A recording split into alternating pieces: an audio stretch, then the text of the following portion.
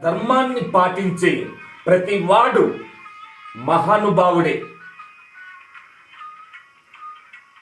పక్షి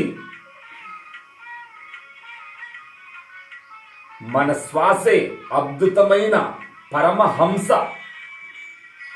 శ్వాసే మనకు తల్లి, తండ్రి, గురువు, దైవం సర్వం. శ్వాస ఉంటేనే సంతలో మనకు కాసింత స్థానం. శ్వాస మాయమైతే మన బ్రతికే మాయం. కనుకనే శ్వాస ఉన్నప్పుడే నీ ధ్యాస, నీ ఆత్మోద్ధరణను గుర్తించాలి.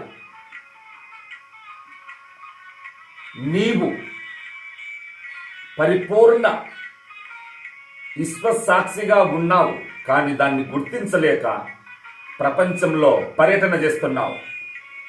ప్రపంచ పర్యటనలన్నీ ఎక్కడ అస్తమిస్తాయో, ప్రపంచ విహారయాత్రకు ఏది మూల కారణమో ఆ పరంజ్యోతి నువ్వై ఉన్నావు. ఊహలు, పన్నాగాలు, వృధా ప్రాపంచిక కోరికలతో ఇంతకాలం నిన్ను నీవు వృధా చేశావు. కనుక దురాశ దుఃఖాలన్నిటికీ మూల కారణం. కనుక ఆత్మ దర్శనమని దివ్యాశయం నిన్ను ఉద్ధరిస్తుంది. ఆత్మ అది ఏకం.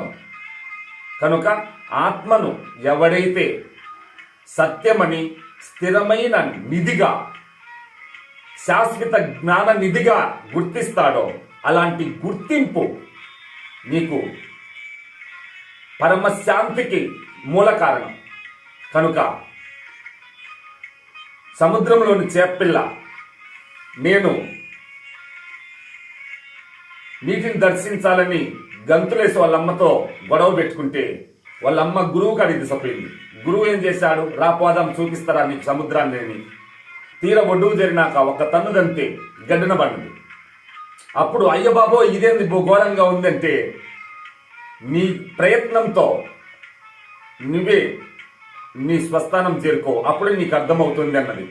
ఆ దెబ్బతో ఎప్పుడైతే తన ప్రయత్నంతో తన స్వస్థితిలోకి వచ్చిందో, అప్పుడు కొత్త అనుభూతితో సముద్ర ప్రయాణంలో సముద్ర విహారం చేసింది. కనుక మిత్రమా, నువ్వు ఉన్నది పరిపూర్ణ సత్యంలో అనే గుర్తింపు నీకు పరమశాంతి. జై భారత్.